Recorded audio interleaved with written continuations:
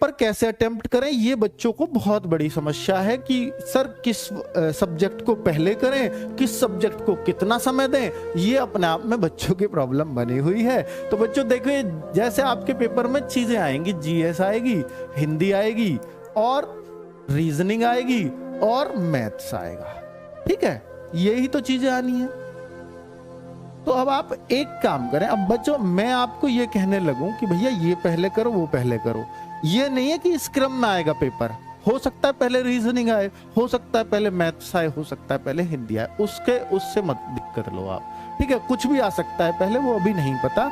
तो आपको क्या करना है एग्जाम में बच्चों कि ऐसे दिमाग काम करता है कि सर पहले ना जीएस हिंदी को चटका लेता हूँ, ये जल्दी हो जाएंगी, फिर आराम से इनमें लगा रहूंगा। बच्चों ये तो दोनों टाइम मैनेज करवाने वाली चीज है। आप एक बात देखना, जिस चीज को आप पहले कर रहे होगे ना सबसे, वो आपका ज्यादा समय खाएगी नॉर्मल से। मान लीजिए कि आप जैसे जीएस को कर रहे हो, मैं एक एग्जाम्पल दे रहा हूँ क्योंकि ये फेस किया है बच्चों ने। तो जैसे मान लीजिए जीएस में आते हैं आपके 38 क्वेश्चन, हिंदी में आते हैं आपके 37 क्वेश्चन, दोनों को मिला के होते हैं 75 क्वेश्चन। अब बच्चा क्या सोचेगा कि भैया इन दोनों पे कर लेता हूं, और बच्चे ने कहा कि मैंने तो 50 मिनट ले लिए और 50 मिनट में 75 कर दिए, मैं तो बहुत बढ़िया चल रहा हूं। क्योंकि बच्चा क्या सोच रहा है कि 50 मिनट 75 क्वेश्चन, अब 50, अब टाइम बहुत रह रहा है, 75 क्वेश्चन ही बच रहे हैं और मेरे पास टाइम रह रहा 70 मिनट। तो बच्चा क्या सोचेगा, यार 70 मिनट रह रहे हैं तो अब इन दोनों को कर लेता हूं 70 मिनट में, अब मुझे क्वेश्चन 75 ही करने हैं। तो भाई ये देखो अभी रह किसके रहे हैं, वो रीजनिंग और मैथ्स के।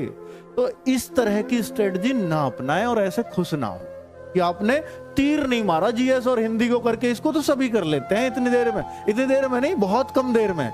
बच्चों जब आप शुरू में करते हो तो नॉर्मल से ज्यादा टाइम लेते हो, वैसे मेरा अनुमान ये है कि इसको ज्यादा से ज्यादा 10 से 12 मिनट में किया जाना चाहिए, और ये जो है इसको भी ज्यादा से ज्यादा 12-13 मिनट में कर लेना चाहिए बच्चे को, तो टाइम कम नहीं पड़ता। अब आप सोचोगे कि सर 12-13 मिनट क्या मैं टाइम देखता ही रहूं, बार बार करता ही रहूं? नहीं नहीं, ऐसा नहीं। देखिए मैंने आइडियल टाइम बताया और हम ऐसा टाइम दे भी रहे हैं आपको, किसमें, आपके जो मिनी मॉक ले रहे हैं ऐसा ही टाइम दे रहे हैं, वो बिल्कुल एक्यूरेट टाइम दे रहे हैं हम उस तरह का कि भैया इतना ही बच्चे टाइम लगाना चाहिए। पर बच्चे ये दिमाग में तब आएगा, देखो अगर मैं आपसे बोलूं कि भैया ये शुरू में कर रहे हो तो फिर आप ऐसा करना कोशिश कि ये ऐसा हो कि आधे घंटे से पहले पहले दोनों को निपटाना है, तो ठीक है। अगर आप इनमें से शुरू को करना चाहते हो करो, लेकिन ये टारगेट रखो कि आधे घंटे से पहले दोनों निपट जाएं। और बच्चों जीएस को पहले करने का इसलिए सेंस नहीं देता मैं, क्योंकि जीएस में ऐसा होता है कई बार कि ऐसे ऐसे क्वेश्चन आपको यूपी में देखने को मिलते हैं, पहले भी मिले हैं, कि इन्हें देख करके दिमाग खराब हो ही जाना है आपका। और एक बार अगर दिमाग खराब हुआ और दिमाग लगाने की चीज बचा रखी है आपने बाद में, तो खराब दिमाग से अच्छी चीजों को कैसे करोगे? तो इसलिए मैं जीएस को बहुत पहले करने की सलाह नहीं देता हूं।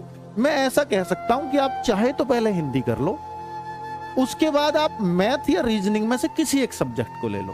तो मैं पहला प्रीफरेंस आपको हिंदी का दूंगा, दूसरा प्रीफरेंस अगर मेरे अकॉर्डिंग चलना चाहो तो आप रीजनिंग ले लो, तीसरा प्रीफरेंस आप मैथ्स ले लो, और लास्ट प्रीफरेंस चूंकि जीके, भैया जीके के गिने चुने क्वेश्चंस मिलेंगे।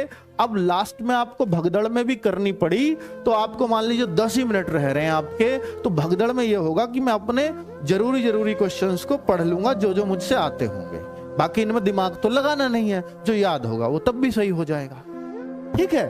तो ऐसा एक क्रम होना चाहिए बच्चों। इसमें ना एक चीज आएगी आपके सामने समस्या, कि जैसे रीजनिंग है, तो रीजनिंग में आपको कुछ क्वेश्चंस बहुत ज्यादा इल्झा सकते हैं, क्योंकि आपको डर ये होगा कहीं ऐसा ना हो कि इनमें इल्झे रह जाए, इस तक पहुंचे ही ना हम।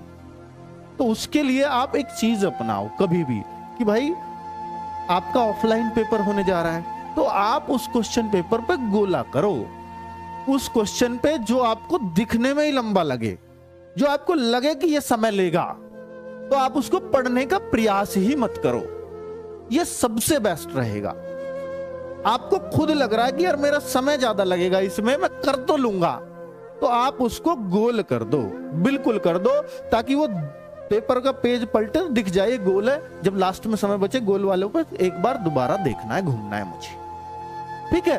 तो आपका समय तभी बचा पाओगे आप, वरना पेपर में समय कम पड़ने वाला है।